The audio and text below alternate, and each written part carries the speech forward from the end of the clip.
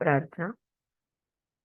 ओम असतो मा सद्गमय, तमसो मा ज्योतिर्गमय, मृत्युर्मा अमृतं गमय। ओम शांति शांति शांति।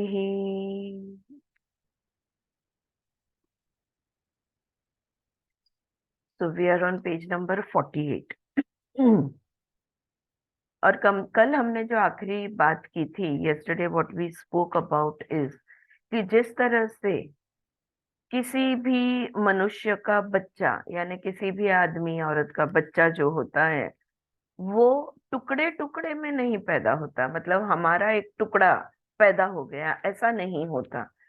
पूर्ण पूरा शरीर, पूरा अस्तित्व, वो पूरा ह्यूमन बीइंग पैदा होता है।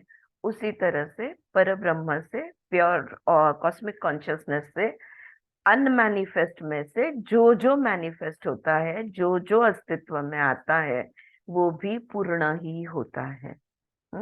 टुकड़े टुकड़े नहीं होते। So every expression in the manifest world of form, shapes, colours, every expression is as whole as the unmanifest is whole।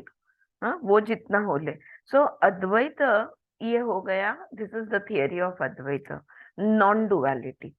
किधर भी द्वैत नहीं है, एक में से ही अनेक आए हैं, और वो सारे अनेक में ये जो एक है वो पूर्णत्व से है, हर एक में है।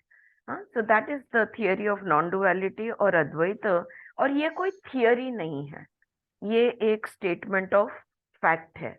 जिंदगी की सच्चाई ये है कि जिंदगी द्वैत नहीं है, अद्वैत ही है। Life is one. Okay, and so cosmic life is not a totality of parts. It is not something assembled by the human genius and integrated into a totality. It is a spontaneous easiness। मनुष्य क्या करता है? मनुष्य जो भी चीज बनाता है, कोई भी चीज होने दो, इंसान जो भी चीज बनाता है वो टुकड़े टुकड़े जोड़ जोड़ कर बनाता है। जैसे कि कार है, मोटरसाइकिल है, कोई खाने की डिश है, कुछ भी ले लो आप। तो वो अलग अलग चीजों की, प्रकृति में से अलग अलग चीजों को लेता है, उनको जोड़ता है और बनाता है। जिंदगी टुकड़े टुकड़े जुड़ के बनी हुई नहीं है। जिंदगी तो उत्स्फूर्त बस है, खुद से ही है। So it is a spontaneous easiness. It is due to its spontaneity that we call it divinity. और जिंदगी को किसी ने बनाया नहीं है, वो खुद ब खुद अस्तित्व में है, और इसलिए इसे हम देव तत्व कहते हैं, क्योंकि वो स्वयंभू है, वो खुद से ही है, स्वयं निर्मित है, और इसलिए इसे डिविनिटी कहा जाता है। It is not structured by the human thought, human knowledge has not created life, and therefore we call it divine और डिविनिटी। मनुष्य ने कुछ नहीं किया है इसमें, मनुष्य ने उसे नहीं बनाया है। हमारे विचारों में से या हमारे करने में से जिंदगी नहीं बनी है, और इसलिए इसे देव तत्व या डिवाइन कहा जाता है। Life is Holi whether you call it the manifest और द अनमैनिफेस्ट। हाँ, चाहे वो सत हो असत हो, चाहे वो अस्तित्व में हो अनस्तित्व हो, जैसा भी होने दो, जिंदगी मैनिफेस्ट और अनमैनिफेस्ट, सगुण हो निर्गुण हो, परा हो अपरा हो, चर चर गोचर हो। Is that the word, right Anju? गोचर एंड अगोचर, या सो गोचर हो अगोचर हो, ये जो लाइफ है, ये बस ये एक पवित्र अस्तित्व है, शुभ है, खुद से है, right? The Gita, the messenger of ब्रह्म विद्या, of the ultimate reality, tells us about this essence of life। और भगवत गीता जो है ना, देखो, सब कुछ, चाहे वो प्रस्थान त्रयी में हम उपनिषद पकड़ते हैं और भगवत गीता पकड़ते हैं और ब्रह्म विद्या पकड़ते हैं या ब्रह्म सूत्र पकड़ते हैं, ये जो प्रस्थान त्रयी है ये फाउंडेशन है।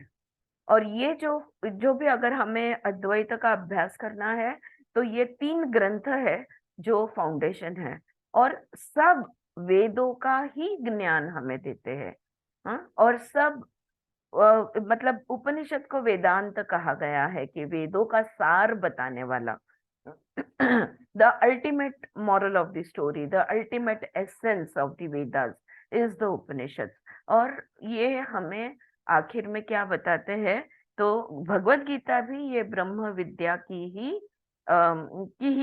के बारे में ही बात करता है, and tells us about this essence of life, और जिंदगी का जो सार है इसके बारे में बात करता है। लेट अस प्रोसीड, आगे बढ़ते हैं। How did even the idea of duality creep in, where does it come from? A very interesting question and a very interesting fact. हाँ, अब ये द्वैत, अगर सब अद्वैत है, अगर हम कहते हैं कि एवरीथिंग इज वन एनर्जी, अगर हम कहते हैं पूर्णत्व से जो आया है वो भी पूर्णत्व के जितना ही पूर्ण है, अगर manifest unmanifest everything is whole and complete, तो ये द्वैत कहाँ से आया? क्यों हम इतने उसमें उतर गए कि हमें अद्वैत समझ में नहीं आ रहा है, जबकि हम अद्वैत है। हम अद्वैत होते हुए हमें महसूस नहीं होता कि हम वो एक है, हमें तो द्वैत ही महसूस होता है। तो ऐसा कैसे हो गया? तो ये बहुत एक इंटरेस्टिंग क्वेश्चन है, और ये सत्य भी है ना? कितना भी आप जप कर लो दिन भर, आज का ही जप मैंने जो ग्रुप पे दिया है, अहम ब्रह्मास्मि। अब अहम ब्रह्मास्मि, अहम ब्रह्मास्मि आप दिन भर जप कर लो, लेकिन महसूस होता है ब्रह्म की तरह? नहीं।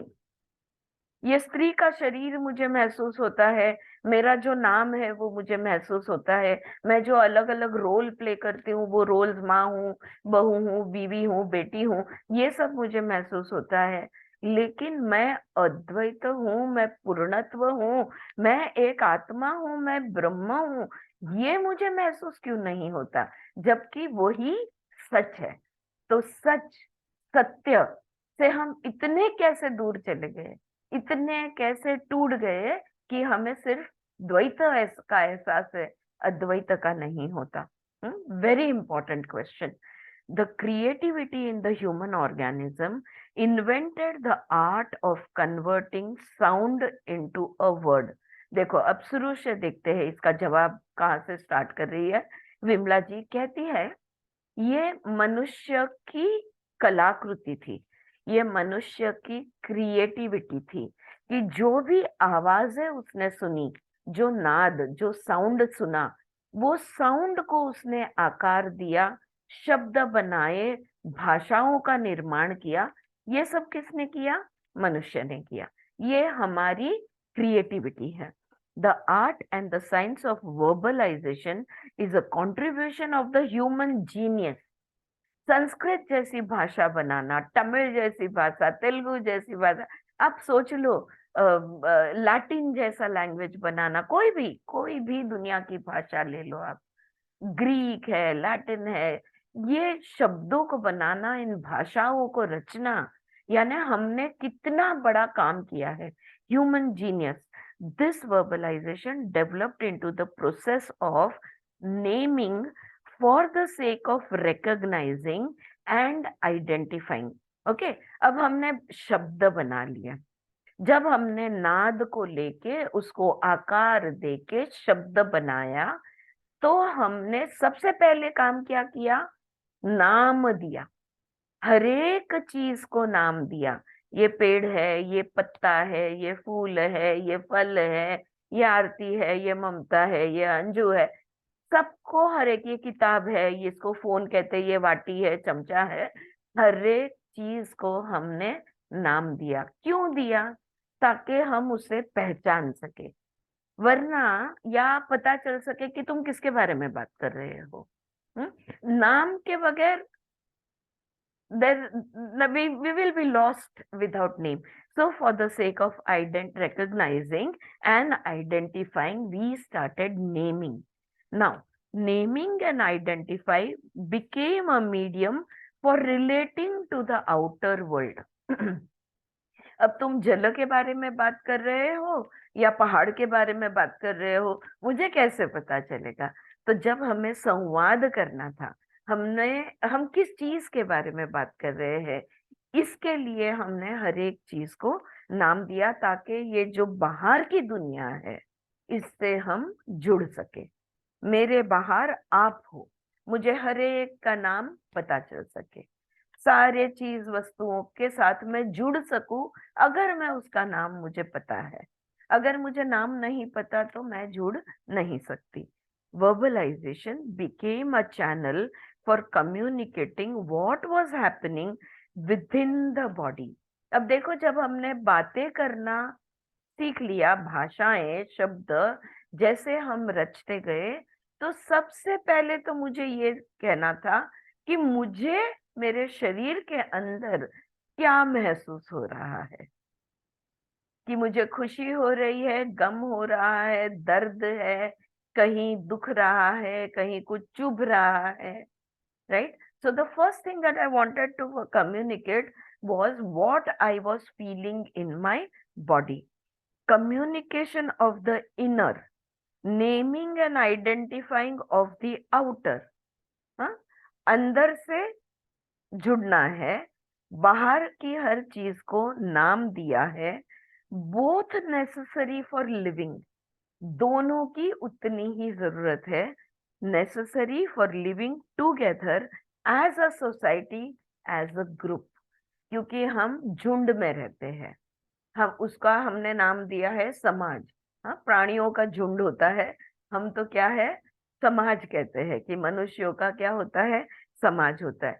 तो एक साथ जब हमें रहना है, समाज में हमें रहना है, तब हर एक चीज का नामकरण होना जरूरी बन जाता है। और अंदर हमारे जो महसूस हो रहा है, ये मुझे बिल्कुल अच्छा नहीं लगा, ये मुझे बहुत पसंद आया, अरे अरे ये बुरा है, अरे अरे ये अच्छा है, जो भी कुछ अंदर महसूस होता है, उसको बाहर की से जो भी वस्तु, व्यक्ति, विषय है, इसके साथ जुड़ने के लिए नाम का होना बहुत जरूरी बन गया। both purposes were served by this invention of language, of verbalization।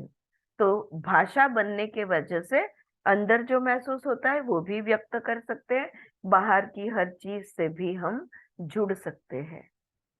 यहाँ तक तो ठीक था, कुछ बुरा नहीं हुआ, okay. thus far thus far no harm is done, but by the virtue of naming and identifying, the consciousness got cluttered with names। लेकिन अंदर हमारा चित्त जो है, ये चित्त में कितने नाम रजिस्टर होने लगे। हाँ, देखो, कभी कभी हमें नाम याद नहीं आता है या शब्द याद नहीं आते, क्योंकि अंदर बहुत सारा इकट्ठा हो जाता है। So by the virtue of naming and identifying, the consciousness got cluttered with names and words, with association of ideas and emotions attached to the words, and instead of remaining an instrument helpful for communication, the process of putting words together, the process of developing ideas out of those gathered words, that is to say, the process of thinking, became an instrument of response। तो सिर्फ नामकरण तक ठीक था। जो भी महसूस होता है वो हम कहना चाहते हैं, सामने वाला जो कह रहा है वो हम समझना चाहते हैं, यहाँ तो ठीक था। लेकिन इतने नाम हो गए कि हमारे चित्त में ये शब्दों की गर्दी होने लगी।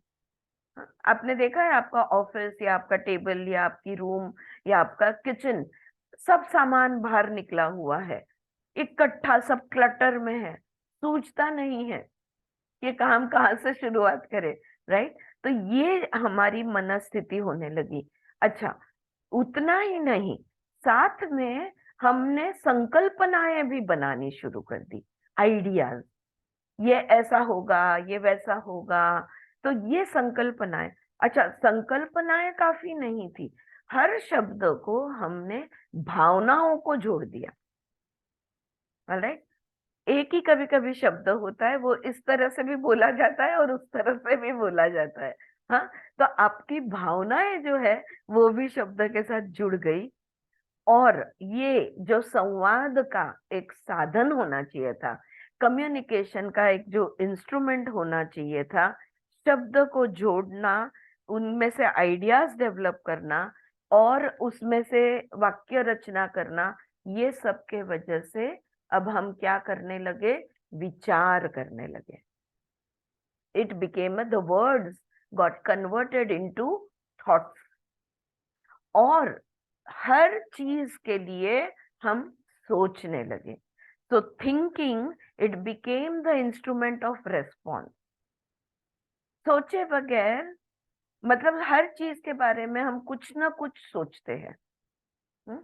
चाहे रिएक्शन हो चाहे रेस्पॉन्स हो, थॉट तो आता ही है। So this is what started to happen. Now, duality begins when thought is the instrument of perception and thinking is the instrument of response. दृष्टिकोण, अगर विचार से दृष्टिकोण लिया जाता है, विचार ये दृष्टिकोण का, परसेप्शन का रूप बन जाता है, राइट। और उसको जो भी विचार, जो भी दृष्टिकोण है, जो भी दृष्टि है, ये दृष्टि को सोच कर हम जवाब देते हैं।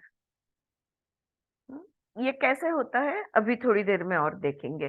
तो थॉट एंड थिंकिंग, ये दो शब्द को ध्यान में रखो। So thought became the instrument of perception. मुझे जो लगता है वही मैं देखने लगी, जो है वो नहीं देख रही। आ रहा है ध्यान, आ रही है बात ध्यान में? हाँ, मुझे जो लगता है, अपन कहते हैं ना, जो कलर का चश्मा पहना है ना उसी कलर का दिखता है। क्या कहना चाहते हैं हम? हमें जो लगता है वही हम देखने लगे। होना क्या चाहिए? जो दिख रहा है उसको जैसा है वैसा देखना। लेकिन जैसा है वैसा देखने के बदले हमें जो दृष्टिकोण है, वो हमारे दृष्टिकोण से हर चीज को हम देखने लगे और हमको जो लगता है उस हिसाब से हम प्रतिक्रिया देने लगे। So the responses you started coming from our thoughts.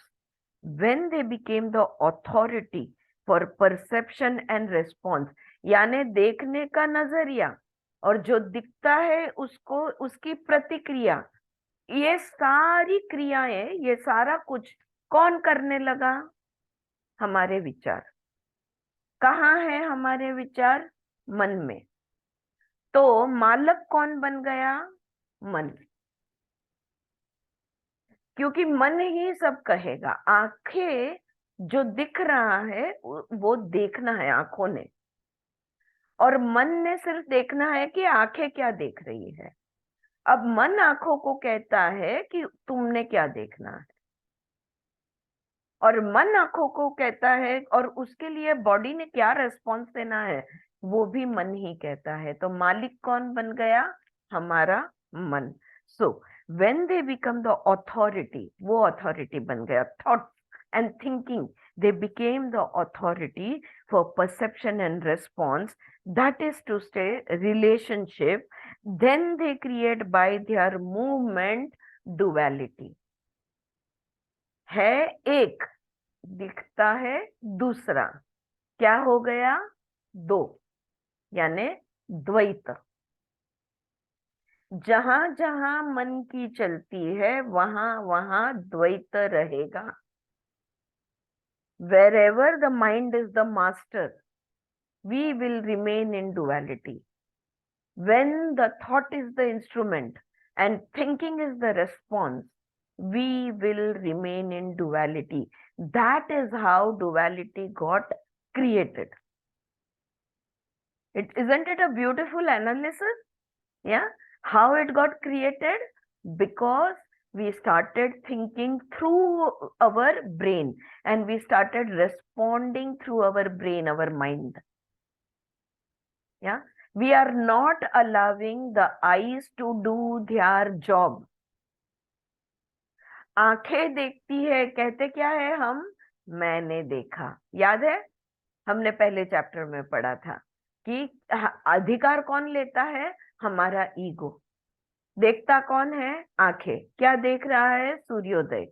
तो संबंध किसका है? आंखों का सूर्योदय का के साथ संबंध जुड़ रहा है। लेकिन बीच में ईगो आके क्या बोलता है?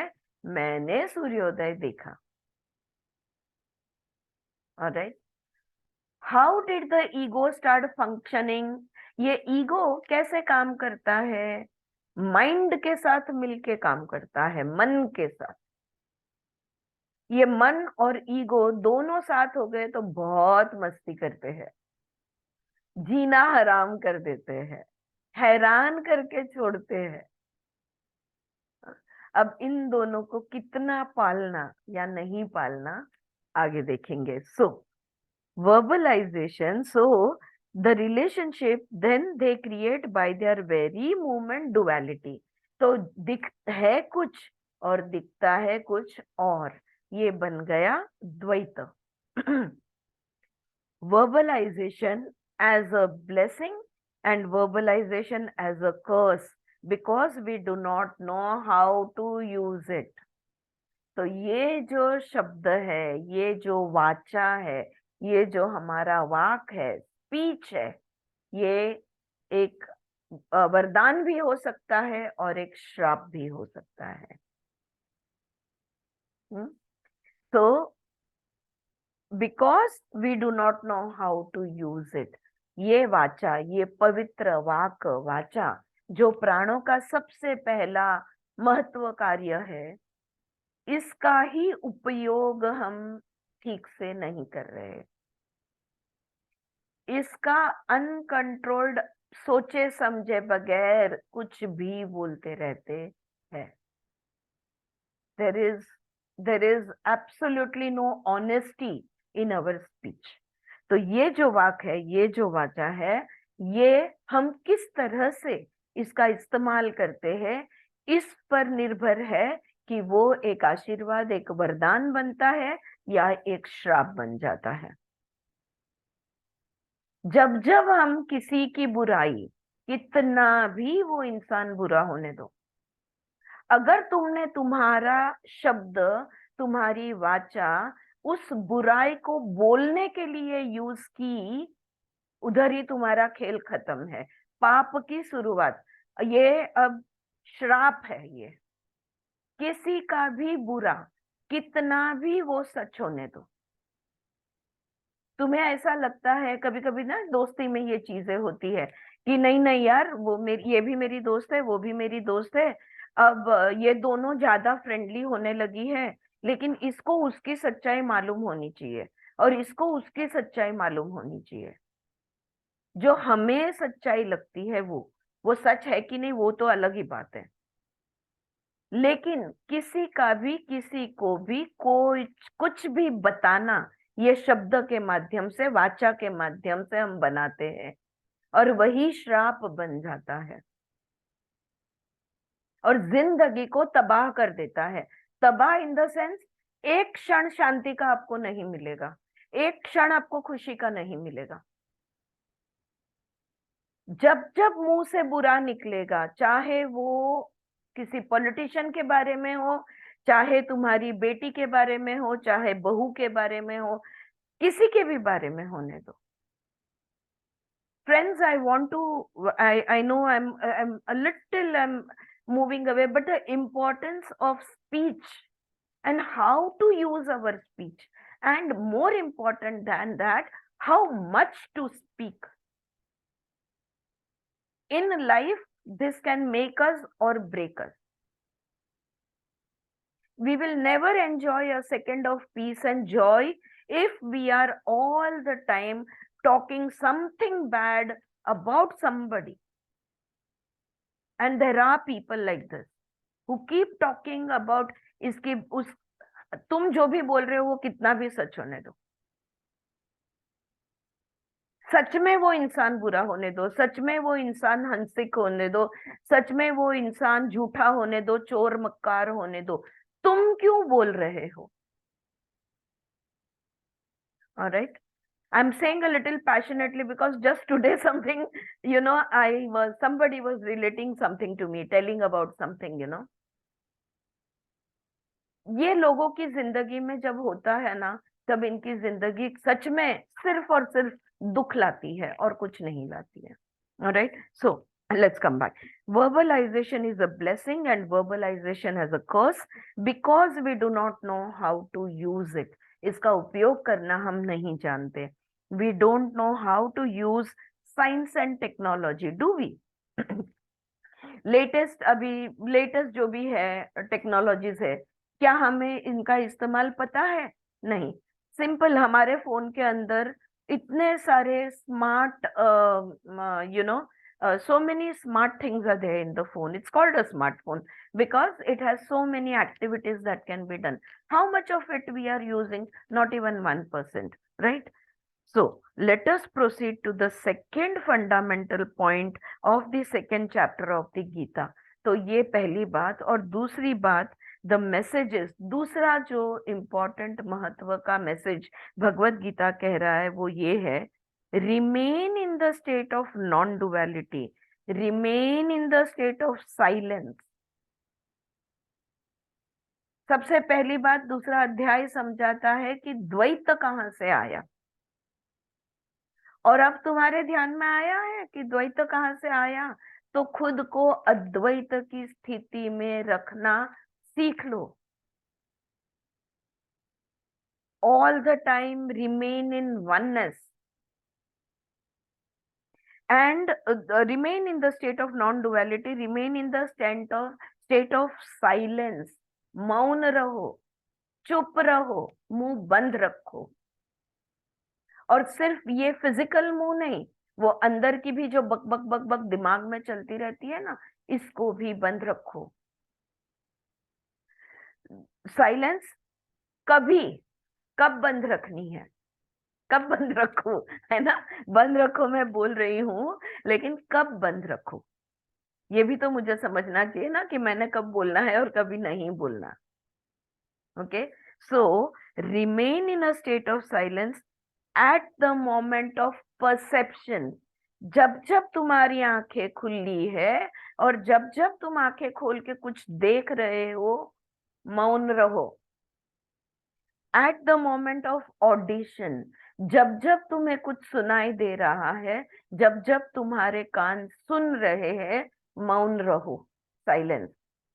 At the moment of relationship through the senses of to the outer world, हर एक इंद्रिय, कान, नाक, त्वचा, आंख, हर एक चीज बाह्य जगत से, व्यक्तियों से, वस्तुओं से जुड़ती है ना? अगर आंखें खुली है तो दिखने ही वाला है, अगर कान खुले हैं तो सुनाई ही देने वाला है, अगर कोई हाथ लगाता है तो महसूस होने ही वाला है, अगर कोई गंध है तो नाक को बास आने ही वाली है.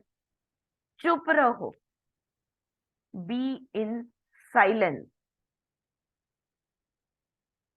At the time of perception, at the time of audition, at the time when any of your sense organs, कर्मेंद्रिय हो या ज्ञानेंद्रिय, connects with the outer world, be in silence. का मतलब क्या हुआ? All the time, हर क्षण, हर पल मौन में रहो. अगर मौन में रहते हो, अरे कैसा बातें कर रही है ना, तुम्हारा मौन खत्म. अरे ऐसे कैसे मुझे बोल रहा है, मौन खत्म. अरे ये आदमी अच्छा नहीं है, तुम्हारा मौन खत्म. अरे ये खड़ा क्यों है, इसने बैठना चाहिए, मौन खत्म. हर एक दिमाग में आने वाला विचार तुम्हारे मौन का भंग कर रहा है. Every thought that comes to you, and thoughts keep coming at the speed of light, and that's the fastest speed in the universe.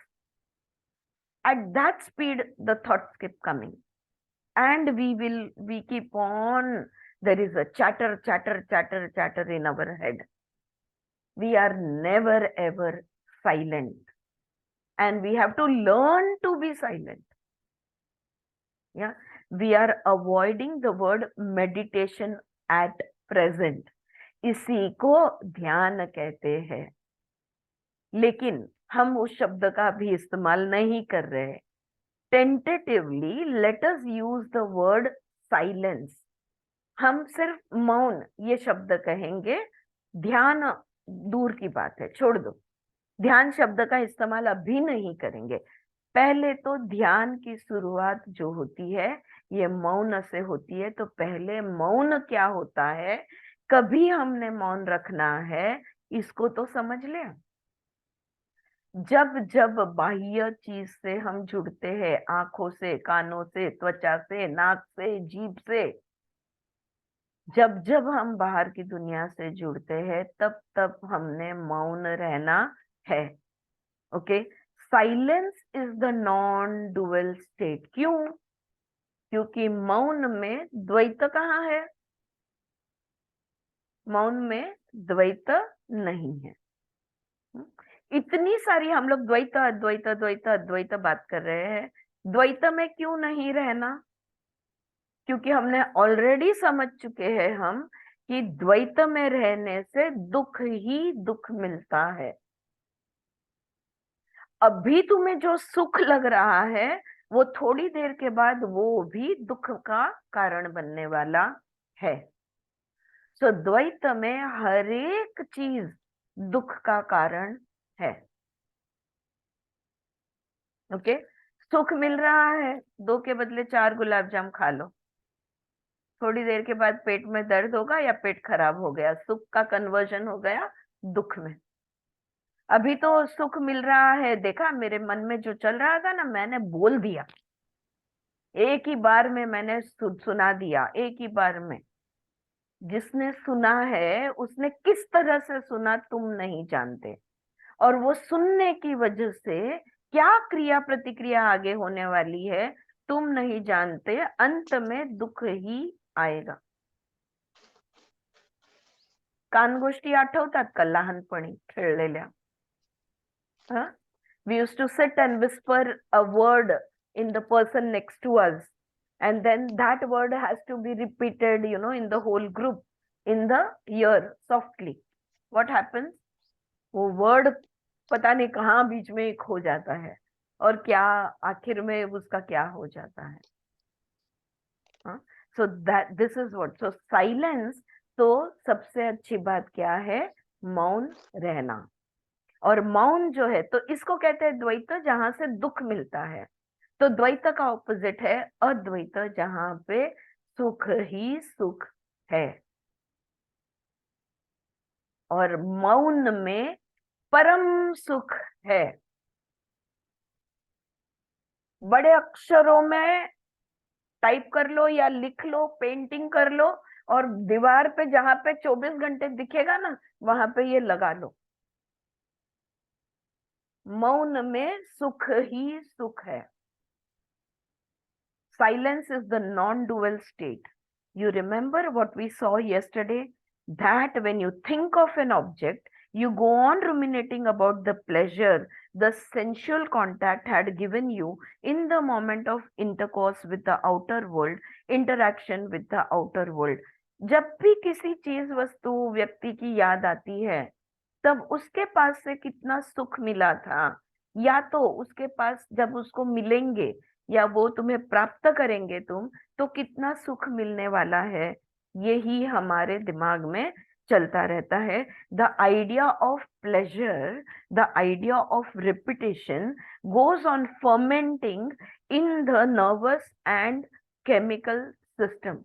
Look at the word that she is using, fermentation. दही लगाते हो ना, किसी भी चीज के बारे में सोचना यानी दही लगाना। कहाँ पे? हमारे शरीर के अंदर, हमारे हार्मोनल सिस्टम, केमिकल सिस्टम में, हमारे नर्वस सिस्टम में हम दही लगा रहे हैं। दही लगाने से क्या होता है? खट्टापन आता है।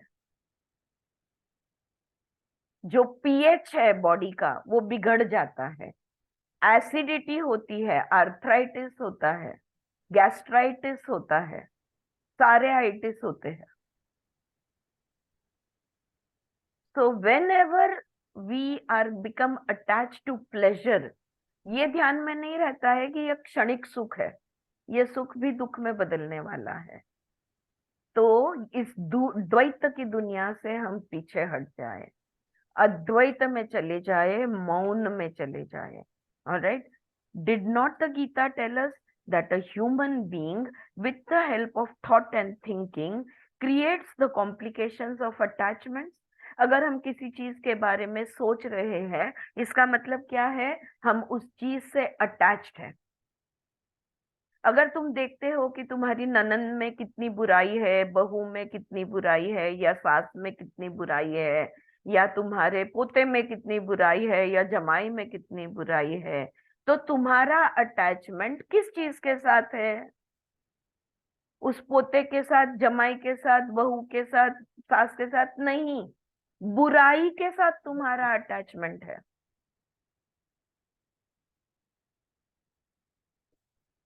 क्योंकि तुम हरेक में तुम्हें सिर्फ और सिर्फ बुराई दिख रही है, और वो तो बुराई के बारे में बात किए बगैर तुम्हें रात को नींद नहीं आती है। तुम्हें वो कहना ही है, बोलना ही है, मौन को का नाश करना ही है, और जिंदगी बन जाती है श्राप।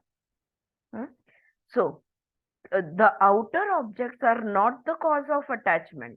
It is the habit of moving constantly, psychically, with the help of the thinking process that creates attachment.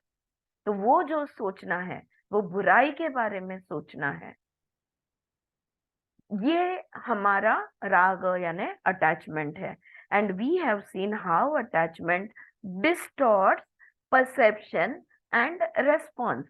और जब जब हम किसी चीज के साथ अटैच हो जाएंगे, हमारी दृष्टि बिगड़ जाती है, डिस्टॉर्टेड इमेजेस हम देख रहे हैं, पोल्यूटेड इमेजेस हम देख रहे हैं, और उस हिसाब से गलत रेस्पॉन्सेस दे रहे हैं, और जिंदगी भर गलतियां करते चले जा रहे हैं, क्योंकि हमारे ध्यान में ही नहीं आ रहा कि हम क्या गलत कर रहे हैं। या in order to remain in the state of non duality, तो द्वैत में सब भ्रमिष्ट है, सब भ्रष्ट है, सब दुख है। तो अद्वैत में अगर हमें रहना है, in order to remain merged in the supreme cosmic intelligence, as a drop of water remains merged in the ocean, it is necessary to educate ourselves. तो अगर हम दुख के सागर से निकलना चाहते हैं, हम उस पर ब्रह्म परमात्मा के साथ एक रूप होना चाहते हैं।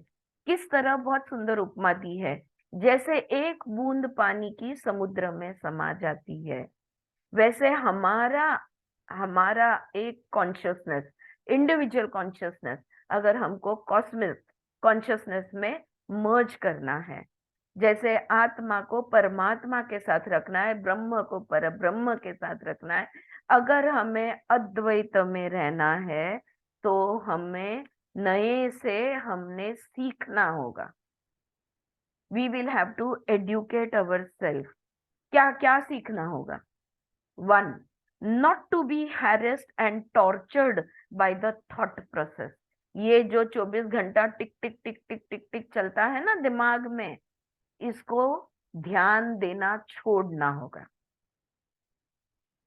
we will have to go we will have to learn to go into a no mind state.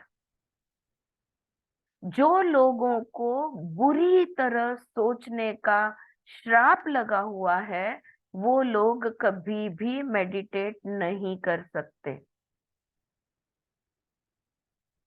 क्योंकि वो स्थिर ही नहीं हो सकते। और जब स्थिर नहीं होंगे तो स्थित कैसे होंगे? और वो अस्थिरता है, ये जिंदगी को नर्क बना देती है, एक श्राप बना देती है। या सो let thinking, let thought, let knowledge be a healthy factor in the consciousness to be used if and when necessary. तो क्या मैंने सोचना नहीं है? क्या मैंने सोचे समझे बगैर चिंतन मनन मैंने कुछ नहीं करना है? नहीं। सोचना, हर विचार, जो भी ज्ञान हमने प्राप्त किया है, ये जब जरूरत है सिर्फ और सिर्फ उसका इस्तेमाल करना हमें सीखना होगा। We will have to re-educate ourselves. First, we will have to unlearn, and then we will have to relearn to be what we originally were. Right? आदत हो गई है सोचने की, उस आदत को तोड़नी होगी। शांत रखना तो उससे झगड़ा करके तो आगे आएगा कि कैसे हम ये कर सकते हैं।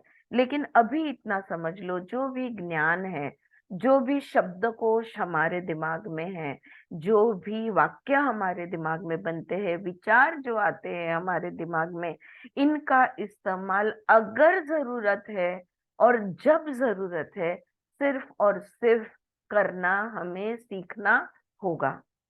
But let perception be the result of direct communion between the intelligence contained in you and the intelligence contained in the outer world, which you call the manifest material world. और जब जब किसी भी वस्तु या व्यक्ति से तुम जुड़ो तो पूर्णत्व से जुड़ो।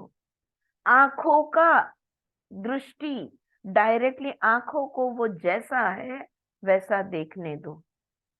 मन के माध्यम से जब हम जुड़ते हैं तो अंतकरण चतुष्ट कहा जाता है। थोड़ा सा आई विल रिवाइज अगेन। अंतकरण मन, बुद्धि, अहंकार और चित्त, ये हमारे अंतकरण के चार भाग बनते हैं। अब चित्त जो है, ये मन, बुद्धि और अहंकार, ये सारे चित्त में ऑपरेट करते रहते हैं। और जब भी हम किसी चीज को देखते हैं या व्यक्ति को देखते हैं तो मन क्या करता है कि आंखें जब देखती है तो आंखों को देखने नहीं देता। ओके। मन क्या करता है, पहले तो वो चित्त में जहाँ पे सब हमारा पास्ट एक्सपीरियंसेस है, हमारी स्मृतियां हैं, उसको कंसल्ट करता है। इसको कहाँ देखा था, फिर वो पुरानी फाइल्स निकालता है कि जब देखा था तब इनके इसके साथ अच्छा व्यवहार हुआ था या बुरा व्यवहार हुआ था। और फिर बाद में अहंकार बीच में आके अहंकार को पूछता, बुद्धि को पूछता है कि गए वक्त तो इसने मुझे धोखा दिया था, अब यह व्यक्ति फिर मेरे सामने आया है, तो अब मैंने इसका क्या करूं। बुद्धि उसको जो उसके हिसाब से 2 अधिक 2 4, उसके हिसाब से वो जवाब देती है। वो जो भी उसकी बुद्धि कैसी है उसके ऊपर, विवेकी है या नहीं है, अविवेकी है, उस पे निर्भर है। और फिर उसके बाद में अल्टीमेटली निर्णय कौन लेता है, तो ईगो मन को कहता है कि बुरा व्यवहार किया था पर मैं इस बार देख के लूंगा, तो चलो सामना करते हैं, या ये बहुत बुरा आदमी है चलो भाग जाते हैं। तो अहंकार को भी कंसल्ट किया जाता है। और फाइनली मन जो हमारा है, यह हमारे बॉडी को रिस्पॉन्स देने के लिए ऑर्डर देता है कि चलो भाग जाओ या लड़ो, फाइट और flight, what which ever needs to be done, that whatever action, not fight or flight also, whatever action that needs to be taken, the body is instructed to avoid, don't make eye contact, मुंह घुमा के चले जाओ, या गाली दे दो, बात कर लो, भिड़ जाओ, या गले लगाओ, जो भी कुछ है। So what happens is that all these, हमारा जो अंतकरण का चतुष्ट है, ये चारों मिलके एक सोच के वजह से, एक पहचान के वजह से वो सारा खेल, ड्रामा क्रिएट हो जाता है वहां पे।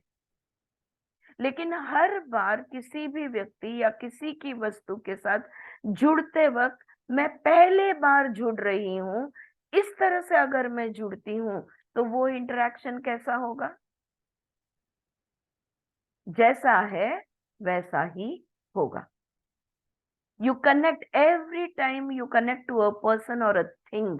You connect as if you are connecting for the first time, without any past colorings of our experiences.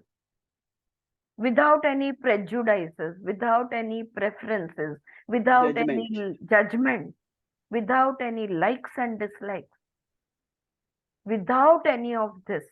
Let the eyes do its job, but the thought and the thinking, they interfere, and they create the perception as well as they create the response. So who is ruling us? The mind. Our thoughts are Aarti, ruling. Yes, mind is known as the संकल्प विकल्प, ते विकल्प. चालत असतं त्याचं. हो हो. आणि बुद्धी इज निश्चयात्मिका बुद्धी असतं. निश्चयात्मक. So Absolutely. plus all our judgment, our perceptions, our prejudices, our expectations Yes, from people, yes, all that gets added, and that is why it absolutely. becomes such a Mess. mess. Yeah. Absolutely. Such a mess that we create all our life, and we do this all the time. All the time, all our life. This is what we have been doing. अब जो ये करते आए हैं, बरसों की आदत है. अब इसको हमें बदलना होगा, और बदलने के लिए पहले तो समझना होगा, सीखना होगा और समझना होगा. सीखोगे तो समझोगे, समझोगे तो बदलोगे. If you learn, you will understand. If you understand, you will change. Huh? That is what she is trying to say over here. So let thinking, let thought, no. So let perception be the result of direct communion between the intelligence contained in you and the intelligence contained in the outer world. बाहर भी हरेक सजीव निर्जीव में energy है, intelligence है, चैतन्य है. जैसे हमारे अंदर चैतन्य है, बाहर की हर चीज में चैतन्य है. Matter is energy. जो भी चीज अस्तित्व में है उसमें ऊर्जा है. Even the words material world are out of date now. तो ये मटीरियल वर्ल्ड यानी निर्जीव कह ही नहीं सकते हम किसी चीज को, क्योंकि हर एक चीज में जीव ऊर्जा है. Matter is nothing but energy, solidified energy, and life is nothing but a dance of innumerable energies interacting among themselves. Right? So जो भी चीज वस्तु है, ये जो भौतिक मटेरियल वर्ल्ड है, ये किस चीज से बनी है? ऊर्जा से बनी है. लेकिन ये ऊर्जा क्या हो गई है? सॉलिडिफाई हो गई है. जैसे पानी बर्फ हो जाता है, उसी तरह ये ऊर्जा सॉलिडिफाइड एनर्जी है. राइट? और जिंदगी क्या है? ये सारी ऊर्जाओं का एक इंटरैक्शन, ये ऊर्जाओं का एक नृत्य जैसे समझ लो. तो ये that is what is life. I wonder if you are aware of the fundamental revolution that is taking place in the science of physics. So it seems necessary to retain the state of non-duality. इसलिए अद्वैत की स्थिति को संभाले रखना, अद्वैत की स्थिति में रहना बहुत बहुत जरूरी बन जाता है. A tree is beautiful. देखो एक वृक्ष कितना सुंदर होता है. It lives the essence of non duality. और कोई भी वृक्ष जो है ना, ये क्या है? अद्वैत की जिंदगी जी रहा है. क्या मतलब हुआ? कोई वृक्ष नहीं चाहता कि वो पक्षी बन जाए या प्राणी बन जाए. गुलाब नहीं चाहता कि वो मोगरा बन जाए. वड का झाड़ नहीं चाहता कि वो पीपल का झाड़ बन जाए. वो सारे ऑल दैट, वो सारा अधिकार हमने लिया है. हम जो है वो छोड़ के सब कुछ बनना चाहते हैं. हम कभी भी जो है वो रहने में खुश नहीं है. हम ऑल द टाइम दिखाना चाहते हैं हम कितना क्लेवर है, हमारे पास कितनी बुद्धि है, हम कितने स्मार्ट है. All the time we are trying to impress the external world with our smartness. We cannot shut up. We cannot remain in silence. A tree is beautiful. It lives the essence of non-duality. Mountains are non-dual. So are rivers, oceans, and so on. वो पर्वत जो है, वो पेड़ है, वो नदी है, वो समुद्र है, सब अपनी अपनी स्थिति में स्थित है. हम ही स्थित नहीं है. Yeah, the habit of instigating duality due to the thought process has to be transcended. तो ये जो आदत बन गई है ना, हमें अद्वैत को द्वैत बनाते रहते हैं, ये विचारों के माध्यम से हम दृष्टि को दृष्टि नहीं रहते देते, दृष्टि को दृष्टिकोण बना देते हैं, उसको एक अलग रूप रंग दे देते हैं. ये आदत को छोड़ना होगा. It has to be transcended. That is the purpose of yoga. और योग समाधि का यही ध्येय है. It has to culminate into the emergence of a state of consciousness where there is no authority of thinking, of thought, of knowledge. हमारे चित्त को हमने ऐसा बनाना होगा, हमारी चित्त भूमि हमने एकाग्र नहीं, एकाग्र से भी आगे बढ़ के निरुद्ध में ले जानी होगी. We will have to make our consciousness a straight line and absolutely steady state where there is no authority of thinking, thought or knowledge. जहाँ पे कोई सोच विचार नहीं हो रहा, कोई वृत्तियां तैयार नहीं हो रही, कोई ज्ञान नहीं बट रहा. आपण पाझरत असतो आपलं ज्ञान all the time. All the time we are, you trying to use whatever little knowledge that we have, immediately we have to use it. Yeah. So they remain helping factors. Yes. सोच होना जरूरी है, विचार होना जरूरी है, ज्ञान होना जरूरी है. कितना? जितना ये सुबह है या शाम है, ये जानना जरूरी है, उतना ही, ताकि हम जीवित रह सके. द्वैत की ये जो हमें द्वैत लग रही है ना दुनिया, इसमें हम ऑपरेट कर सके. तो वो ऑपरेटिंग सिस्टम की तरह अगर उसको हमने इस्तेमाल किया तो वो अच्छी तरह रहेगा. They remain helping factors but they are not active agent. मन की मैं नहीं सुनूंगी, मन मेरा है, मन की मैं नहीं हूं. वो मेरा साधन है, वो साधन को मैं टेक ओवर करने नहीं दूंगी, या एक्टिव एजेंट बनने नहीं दूंगी. वो मुझे काय म्हणतो ते, बैलाच्या गळ्याभोवती का घोड्याच्या गळ्याभोवती आपण घालतो ना, खेस का खास काय म्हणतात, ती दोरी घालतात ना, वे यू स्नूज, वो पकड़ के फिर उसको ले जाते हैं गले में डाल के, रस्सी खींच के. इस तरह से वेसण, लगाम म्हणतात ते. lagam, vesan, whatever, where you put it around the neck and then you are pulled around with it. That is what the mind is doing to us. It has hooked us and it is making us go running around here and there and everywhere. And they have no authority whatsoever on your perceptions and responses. मेरे मन ने मुझे नहीं कहने का कि मैंने क्या देखना है और क्या नहीं देखना है, और मैंने क्या करना है और क्या नहीं करना है. मेरे मन को ये अधिकार मैंने नहीं दिया, और अगर उसने अधिकार ले लिया है तो मैं उसके पास से वापस ले लूंगी और कहूंगी अपने मन से कि आपको मैंने ये अधिकार नहीं दिया. मैं तय करूंगी कि जो भी दिखता है, जो भी सुनाई देता है, वो इंटरैक्शन कैसा होना चाहिए. मैं तय करूंगी कि मैंने क्या क्रिया और क्या प्रतिक्रिया करनी चाहिए. तुम मुझे मत बोलो मैंने क्या करना है. This is the psychology we have seen yesterday. Now, if you have been with me on this verbal voyage of exploration, मौन के बारे में हमने कितनी बातें की है ना.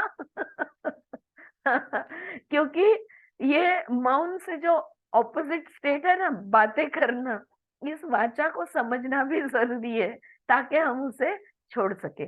जो भी चीज हमें अच्छी तरह समझ में आ जाती है, फिर उसके बाद में हमने उसके सोचने की, उसके बारे में बोलने की जरूरत नहीं होती, वो फिर हम छोड़ सकते हैं. आगे बढ़ते हैं, let us proceed. When one remains in the non-dual state or a state of silence, then all knowledge contained in your nervous system, all knowledge in your chemical system, in the drops of your blood, in the marrow of your bones, is intact but not active, intact but not regulating, controlling, or directing your perception, not coloring them, not inhibiting them. एक बार हम अद्वैत में रहना सीख जाए, अगर हम मौन रहना सीख जाए, अगर ये सारे judgements and likes, dislikes, preferences, prejudices, इन सब विचारों से हम हट जाए, जब हम साइलेंट हो जाए, तो हमारे शरीर के अंदर जो चैतन्य है, और हमारे शरीर के अंदर चैतन्य कहाँ है? हर एक सेल में है, हर एक खून के बूंद में है. Every blood cell, every nerve cell, every tissue cell, every cell contains intelligence. ये जो चैतन्य हमारे कण कण में है, उसको उसमें उनका जो काम चल रहा है, उनके काम में न हम बाधा डालेंगे, न हम इंटरफियर करेंगे. अब भी क्या हो रहा है फ्रेंड्स, देखो बात को, ये शरीर और मन जो है ना, इनको समझना जरूरी है. मेरे शरीर का हर एक सेल इंटेलिजेंट है. मेरा लिवर का हर एक सेल जानता है उसने क्या करना है. मेरा स्टमक का हर एक सेल जानता है उसने क्या करना है. मेरे ब्रेन का हर एक सेल जानता है उसने क्या करना है. मेरे नर्वस सिस्टम का हर एक सेल जानता है संवेदना लेनी है, संवेदना भेजनी है. हर चीज मेरा कण कण जानता है उसने क्या करना है. जब हम उनके कार्य में हमारा विचार डालते हैं, तो उनके कार्य में बाधाएं डाल रहे हैं. Our body is intelligent. It knows, every cell knows what exactly needs to be done. Every thought is an obstruction in the functioning of every cell of our body. And depending on what kind of thoughts, certain body parts are affected. अगर तुम्हारे विचार क्रोध के हैं, पित्त सिर्फ पेट में नहीं होगा, पूरे शरीर में पित्त फैल जाएगा. गैस्ट्राइटिस सिर्फ नहीं होगा, आर्थराइटिस हो जाएगा. हड्डी के कण कण में फैल गया है पित्त, acidity. Are you getting what I am saying? मैं कह रही हूं, हर विचार हमारे शरीर के कार्य में बाधा है. और वो विचार का जो भाव है, इमोशन है, फीलिंग है, उस पे डिपेंड होता है कि हमारा शरीर का कौन सा भाग बिगड़ रहा है, या कौन से भाग पे ज्यादा ऑब्स्ट्रक्शंस है, ज्यादा ब्लॉकेजेस है. ये दुनिया मुझे प्यार नहीं करती, मुझे कोई नहीं चाहता, मेरा कोई नहीं सुनता, मेरी तो लाइफ में कोई सुख है ही नहीं, मैंने तो जिंदगी भर स्ट्रगल करना है, किसी को मेरी कदर नहीं है. कैसे हार्ट में ब्लॉकेजेस नहीं आएंगे? आप बताओ. हर एक वो विचार मेरे हृदय के एक एक पेशी में बाधाएं डालते जा रहा है, ऑब्स्ट्रक्शंस डालते जा रहा है. कैसे नहीं होगा heart issue? I've given you 2 examples. Do you get the point? Clear? Right. So, knowledge and experience are the content of your being because they are the product of the past, the total human past. लेकिन अब आप बोलोगे मेरे पास ज्ञान है, तो मैं कैसे नहीं सोचूं? मेरे पास अनुभव है, तो मैं कैसे नहीं बोलूं? मेरे पास ज्ञान और अनुभव है, तो मैं तो सोचूंगी और मैं तो बोलूंगी. ये आप कहोगे, सही बात है कि नहीं? हाँ, अच्छा, सिर्फ मेरे मेरे पास, मतलब हर एक के पास सिर्फ खुद का ज्ञान और अनुभव नहीं होता। I don't have just my experience and my knowledge, collective human race का एक्सपीरियंस है और नॉलेज है। पूरी दुनिया का ज्ञान, कलेक्टिव कॉन्शियसनेस का मैं भाग हूं। जो भी इंटरनेट है, मैं जुड़ी हुई हूं। सारा ज्ञान मेरा है, सारे अनुभव मेरे हैं। इस जिंदगी के अभी के जो अनुभव है वो होना जरूरी नहीं है। किसी और ने जो अनुभव लिया वो भी अनुभव मेरा ही है। क्यों? Because I am a part of that collective consciousness. So the whole total human past I am carrying as my baggage. जब से इंसान बना, evolve into a human being, homo sapiens came into existence, there is no denying the existence of knowledge and experience। तो हम ये बिल्कुल नहीं बोल सकते कि मेरा ज्ञान और मेरे अनुभव को चूल्हे में डालूं, वो है मेरे पास। ओके, तो उसको हम we can not deny it, we can not, हम उसको नाकार नहीं सकते। There is no denying the existence of knowledge and experience and the conditioning.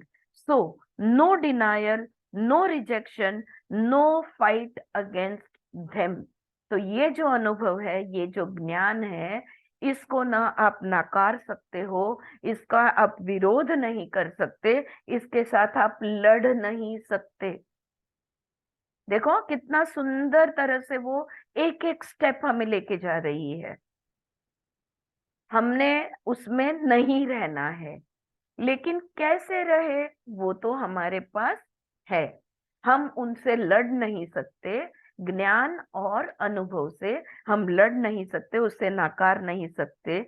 The only thing is that we do not accept their authority as the source of perception, as the controller of responses and relationships. सारा ज्ञान, सारा अनुभव मैं बिल्कुल नाकार नहीं रही हूं, लेकिन उनके पास अधिकार मैंने नहीं दिया है। उनके पास अधिकार नहीं है कि वो तय करे कि क्या करना चाहिए या नहीं करना चाहिए। ऑलराइट, तो अभी समझो एक एक्सपीरियंस है मेरे पास कि भाई, ये समझो किसी व्यक्ति का नॉलेज है, वो व्यक्ति के बारे में मेरे पास ज्ञान है और वो व्यक्ति के साथ मेरे पास अनुभव भी है। तो वो मेरा ज्ञान और अनुभव मुझे कहेगा कि देखा था गए वक्त ये व्यक्ति ने तुम्हें दगा दिया था, बुरा था, ये हुआ था, वो हुआ था। सारा अनुभव, सारा ज्ञान फिर से दोहराएगा, तो तुम इसके साथ मत जुड़ो। लेकिन मैं उससे कहूंगी, तुम मुझे मत बताओ कि मैंने किसके साथ जुड़ना है। और हाँ, बुरा अनुभव था, हाँ, ये व्यक्ति बुरा है, ये ज्ञान भी मेरे पास है, लेकिन अब मेरे पास एक नया ज्ञान आया है, और वो है कि जैसे मैं एक आत्मा हूं, वैसे भी वो भी एक आत्मा है। जैसे मैं एक ऊर्जा हूं, वैसे वो भी एक ऊर्जा है। तो इस बार मैं उस व्यक्ति को नहीं देखूंगी, मैं उसकी आत्मा को देखूंगी। तो जो पुराना ज्ञान है, पुराना अनुभव है, उसको हम बिल्कुल नाकार नहीं रहे हैं, लेकिन उससे हम अधिकार निकाल लेंगे। तुम मुझे मत बताओ मैंने क्या करना है, मैं तय करूंगी कि मैंने उस व्यक्ति के साथ, मैं अद्वैत में रहूंगी। तो अच्छा है, बुरा है, सच्चा है, झूठा है, सवाल ही नहीं उठेगा, क्योंकि मैं खुद अद्वैत में हूँ। मेरे एनर्जी फील्ड में जो भी आएगा, और जो भी द्वैत वाला आएगा, तो उधर क्लैश होने वाला है। Because when you are carrying the energy of Advaita, non duality, and a terribly dual person comes in, there is going to be a clash. And but who will suffer in that clash? The person who is dual, he will suffer. The one who is non-dual, will stay स्थितप्रज्ञ, कोई फर्क नहीं पड़ता, right? So there will be a clash, but you will not move. There will be no movement, there will be no suffering. Yeah. So the only thing is that we do not accept their authority as the source of perception, as the controller of responses and relationships. Therefore, क्या हुआ, क्या होगा? Absolutely new relationships. पुरानी चीजों के साथ नए संबंध बनेंगे, नए नाते निर्माण करेंगे, नया रिलेशनशिप्स हम बनाएंगे. The science of yoga induces a new relationship with the manifest, with the unmanifest, with the sensual, with knowledge, with verbalization, you know, as if you are born anew, as if you are reborn within yourself. जब हम समस्थिति में आ जाएंगे, जब हम समत्व में आ जाएंगे, जब हम समाधि में आएंगे, जब हम योग में आएंगे, सारे समानार्थी शब्द है. जब हम सम हो जाएंगे तो जो भी है, जो भी नहीं है, जो भी महसूस हो रहा है, जो भी ज्ञान है, जो भी अनुभव है, जो भी वाचा है, सबके साथ नई तरह से जुड़ेंगे, नए संबंध बनाएंगे, पुराना सारा चला जाएगा. यही बात अगर कर्म के सिद्धांत की किताब में इस शब्द में कहा जाए कि आपके कर्म संस्कार खत्म हो जाएंगे, तो हम सोचने बैठते हैं कि कर्म संस्कार कैसे खत्म हो जाएंगे. जितना पुराना तुम छोड़ते जाओगे, जितना अतीत को तुम जाने दोगे, allow your past experiences, knowledge, everything to simply go. What are you doing? You are washing away your karma samskara. कितना सिंपल है कर्म संस्कार खत्म करना, कितना सिंपल है.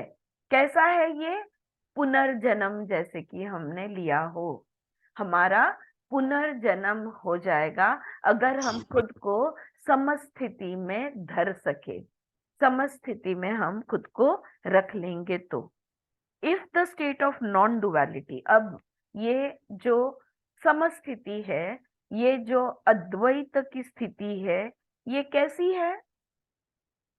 That is silence and emptiness, मौन, खालीपन, पूरी तरह से खाली, पूरी तरह से शांत. So in the state of non-duality, that is silence and emptiness becomes, if I'm not sorry, in nahi, if the state of non-duality, that is silence and emptiness, becomes a fact of your life, a psychophysical fact of your life, then as we have seen yesterday, there is the benediction of unconditional relaxation. न मुझे मुड़ के देखना है, न मुझे कुछ बोलना है, न मुझे कुछ करना है, न ही कुछ कहीं भी जाना है, न आना है, किसी को कुछ समझाना नहीं, किसी को कोई सच्चाई दिखानी नहीं, किसी को आईना दिखाने का ठेका मैंने लिया नहीं है. सब कुछ अगर मैं छोड़ देती हूँ तो मेरी स्थिति क्या होगी? वो जो समस्थिति है, ये समस्थिति कैसी होती है? कंप्लीट रिलैक्सेशन, शिथिल, पूर्णपणे शिथिल. What will become? If I get into a समस्थिति, I will be in a state of complete relaxation, body and mind, both psychophysical relaxation, right? So, unconditional relaxation. अगर ये हो जाए तो मैं रिलैक्स हो पाऊंगी, अगर वो हो जाए तो मैं रिलैक्स हो पाऊंगी. नहीं होने वाला. खुद को हर क्षण अगर खालीपन में और मौन में हम रखेंगे तो अपने आप हम अनकंडीशनल रिलैक्सेशन में चले जाएंगे, the whole biological organism becomes unconditionally relax. This word, ये जो शब्द है ना relaxation, is not a psychological attribute. It is not a word that can denote and indicate the state of the biological organism.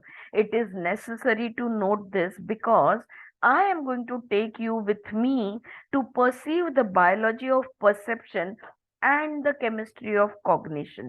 ये जो relaxation है ना, ये जो चैन जिसको हम कहेंगे, या पूर्णपणे शिथिल होना जिसको हम कहेंगे, ये कोई मानसिक अवस्था नहीं है. और ये समझना जरूरी है क्योंकि इसके आगे मैं आपको जो बताने जाने वाली हूं वो है परसेप्शन एंड कॉग्निशन. देखना, दृष्टि और पहचानना, वो दृष्टि के माध्यम से जानना.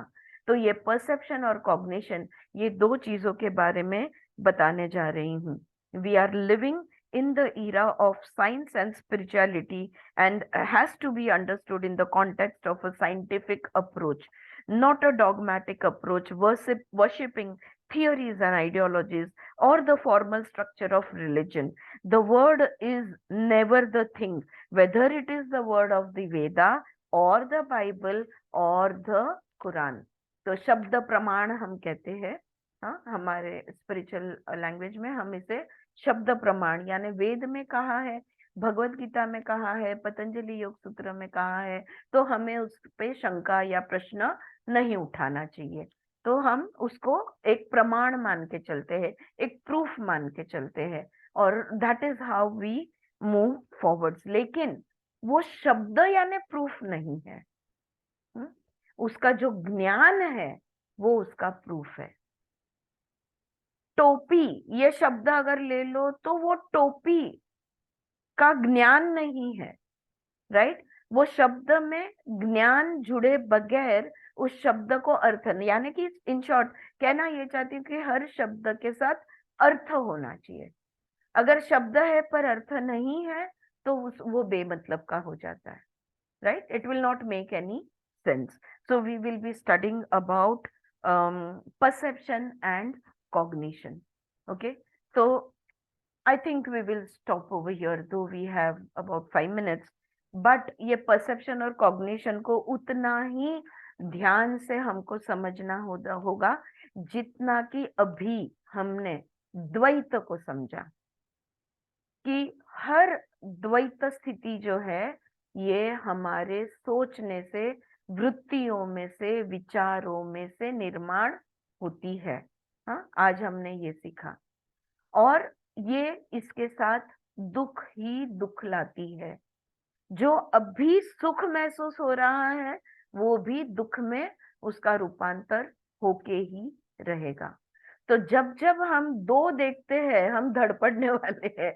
आपण म्हणतो ना की मला दोन दोन दिसतायत, मग हे खरं का ते खरं.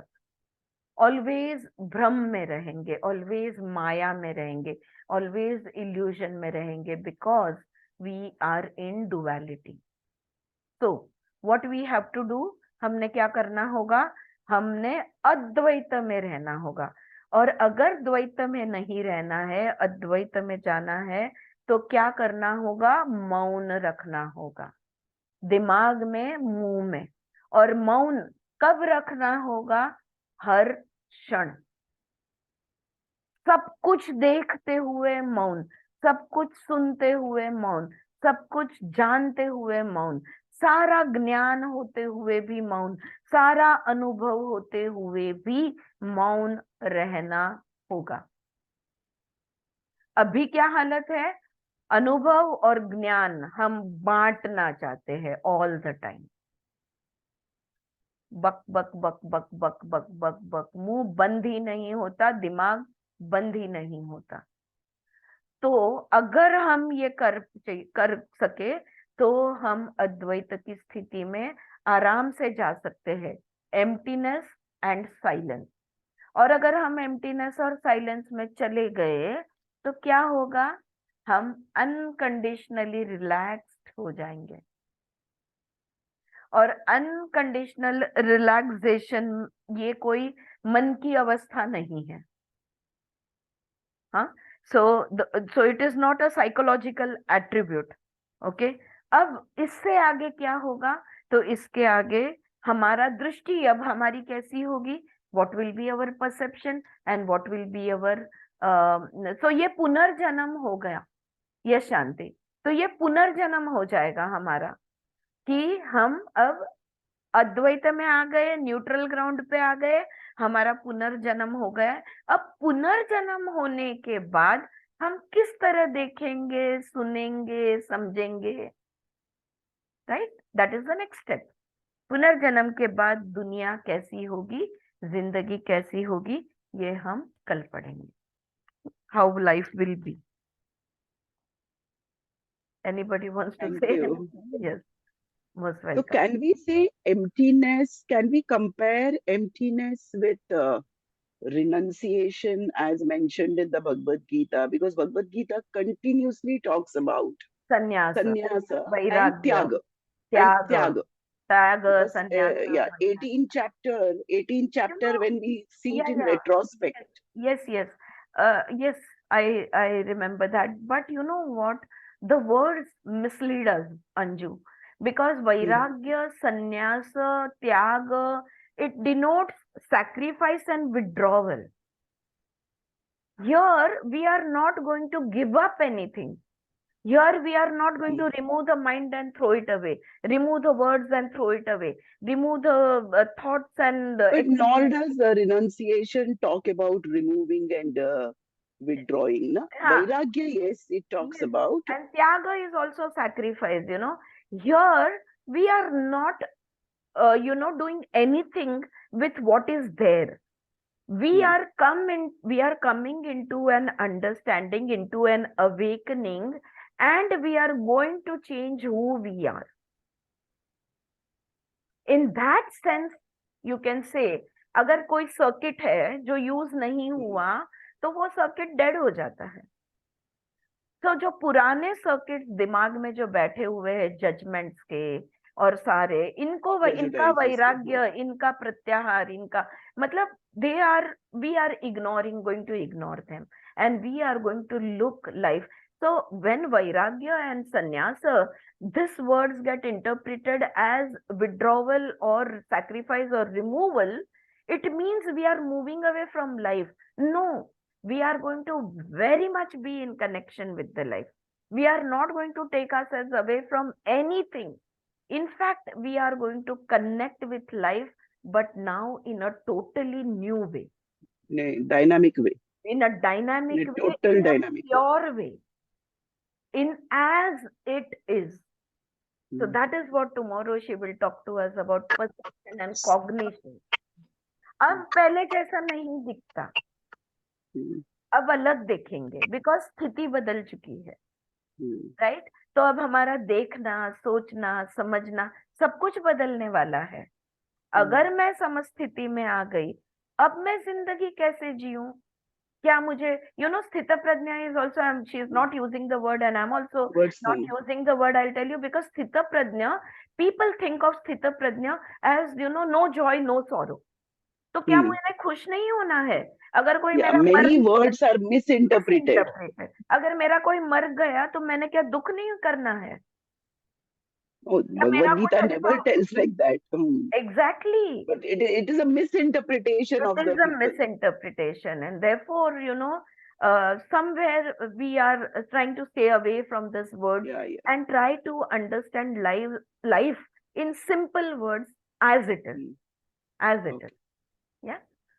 So that is that. Janhvi, तू काय म्हणत होती का? Thank you, Anju. Yeah. सहज वृत्ती व्हायला सहज पाहिजे. वृत्ती. पण ते सहजता किती कठीण आहे बघतेस ना. म्हणजे हे रोजच्या छोट्या छोट्या गोष्टींमध्ये सुद्धा आपल्याला येस, आपण लगेच रिॲक्ट होतो किंवा बोलतो. मौन पण किती महत्वाचं आहे. होतच नाही मौन. किती पण विपश्यना करून या, दरवर्षी जाऊन करा. डोक्यातली बडबड जात नाही. ऑलराईट, थांबूया इकडे. Thank you very much. एक आणि प्रश्न होता दीदी. उद्या भेटू. आता